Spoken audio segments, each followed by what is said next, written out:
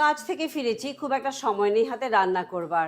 খুব ব্যস্ত দিন গেছে বা আজকে রান্না করার ইচ্ছে নেই, ঝটপট কিন্তু একটু ভালো খাবো, আবার সাথে গ্যাসও বাঁচাতে হবে। সব কিছু মিলিয়ে ভেবে একটি কমপ্লিট মিলের রেসিপি আজ নিয়ে এসেছি। শুধু গ্যাস বাঁচা বা ব্যস্ত দিনের জন্য নয়, কিন্তু যে কোনো সময় তোমরা রান্না করতে পারো। তো চলো ভিডিওটি আজ এখান থেকেই শুরু করি। প্রথমে এখানে আমি 2 কাপ বাসমতি চাল নিচ্ছি।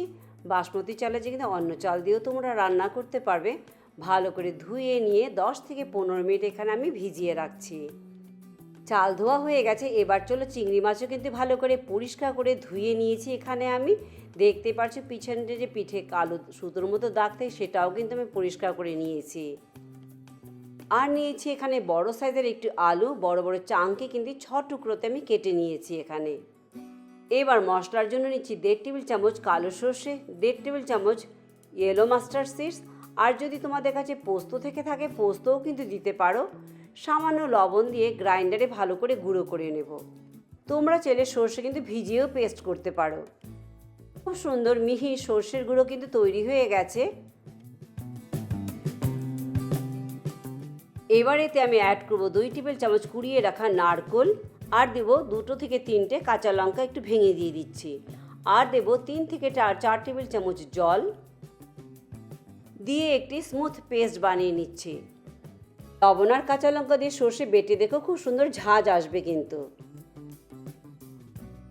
হয়ে গেছে আমাদের সর্ষের পেস্ট। চালও ধুয়ে পরিষ্কার করে কিন্তু ভেজানো হয়ে গেছে। আলু কেটে ভিজিয়ে রেখেছি জলে, মশলা তৈরি, চিংড়ি মাছও ধুয়ে পরিষ্কার করে নেওয়া হয়েছে।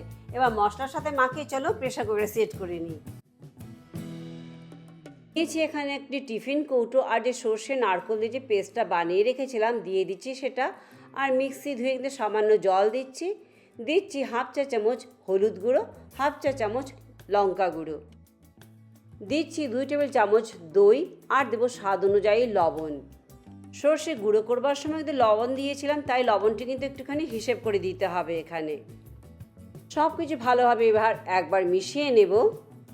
খুবই ইজি আর কুইক রেসিপি কিন্তু এটি। এবার এতে পরিষ্কার করে ধুয়ে রাখা চিংড়ি মাছগুলো দিয়ে দেব।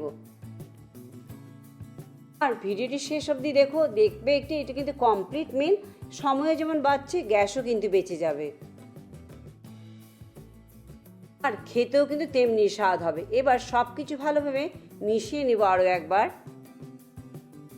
যাতে চিংড়ি মাছ কিন্তু সর্ষের পেস্টে ভালোভাবে কোট হয়ে যায়। দিচ্ছি 2 টেবিল সর্ষের তেল উপর থেকে, এতে কিন্তু দেখবে আরও বেশি খেতে ভালো লাগবে আর বেশ ঝাঁঝ আসবে এতে। সর্ষের তেল দিয়ে আবারও সব কিছু ভালোভাবে একবার মিশিয়ে নিচ্ছি, আর উপর থেকে দিচ্ছি 2 থেকে 3টে গোটা কাঁচা লঙ্কা। এবার টিফিন কৌটোর মুখটা বন্ধ করে দিচ্ছি। এবার প্রেসার কুকারে ভিজিয়ে রাখা চাল দিয়ে দিচ্ছি, আর দিচ্ছি কেটে রাখা আলুর টুকরো। আমি এখানে 2 কাপ চাল নিয়েছিলাম, আর দিয়েছি 3 কাপ জল।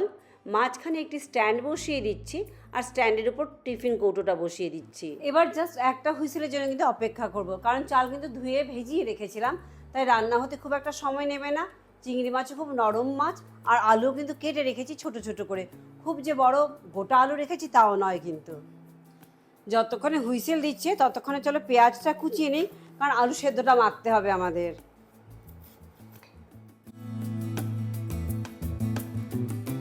একটা সিটিতে কিন্তু বন্ধ করে দিয়েছি, এটা কুল ডাউন হতে দিই, তারপরে কিন্তু ঢাকনা খুলছি। পুরোপুরি ঠান্ডা হয়ে গেছে, এবার খুলে নিই আমরা। প্রেসার কুকার খুলে নিচ্ছি। এবার খুলে টিফিন বাটিটা বের করে নিতে হবে, আর সেদ্ধ করে রাখা আলুগুলো। এই 1 হুইসেল চালে জলের মাপ সব কিছু কিন্তু ডিপেন্ড করছে চালের কোয়ালিটির উপরেও, কোন চাল ব্যবহার করছো, আর চাল তোমরা কতক্ষণ ভিজিয়ে রাখছো। বাসমতি চাল রান্না হতে খুব একটা সময় নেয় না, আর আলু কিন্তু টুকরো করে কিন্তু কেটে দিয়েছি মাঝামাঝি সাইজে, তাই 1 হুইসেলে কিন্তু সব কিছুই ভালোভাবে কুক হয়ে গেছে। স্ট্যান্ডটা আমি বের করে নিচ্ছি, আর আলুগুলো গরম আছেতে হাতার সাহায্যে সামান্য ভেঙে নিচ্ছি, তারপর আলুগুলো মেখে নেব। তোমরা ভিডিওটি ফেসবুক পেজ থেকে দেখে থাকলে পেজটি লাইক করে চ্যানেলটি সাবস্ক্রাইব করে দেওয়ার কিন্তু অনুরোধ রইল।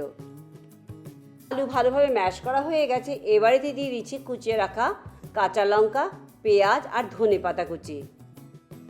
দিচ্ছি স্বাদ অনুযায়ী লবণ, আর সর্ষের তেল দিয়ে আজকে মাখছি, যেহেতু চিংড়ি মাছের হয়েছে সর্ষে ভাপা সর্ষের তেলে, তাই খেতে ভালো লাগবে। আর তোমরা চাইলে কিন্তু ঘি দিয়েও এই আলু সেদ্ধ মাখতে পারো, টোটালি তোমাদের পছন্দ অনুযায়ী।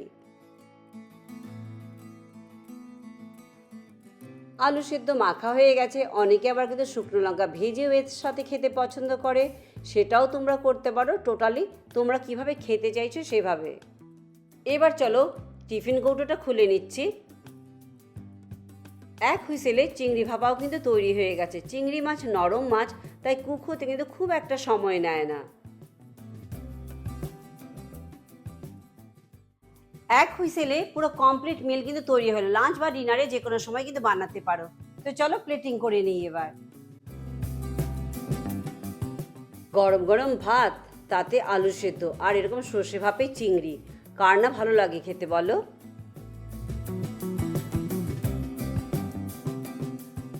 দেখো ভাত, আলু সেদ্ধ আর চিংড়ি মাছ ভাপে হয়ে গেছে এক হুইসেলে। এর থেকে বেশি আর কি চাই বলো।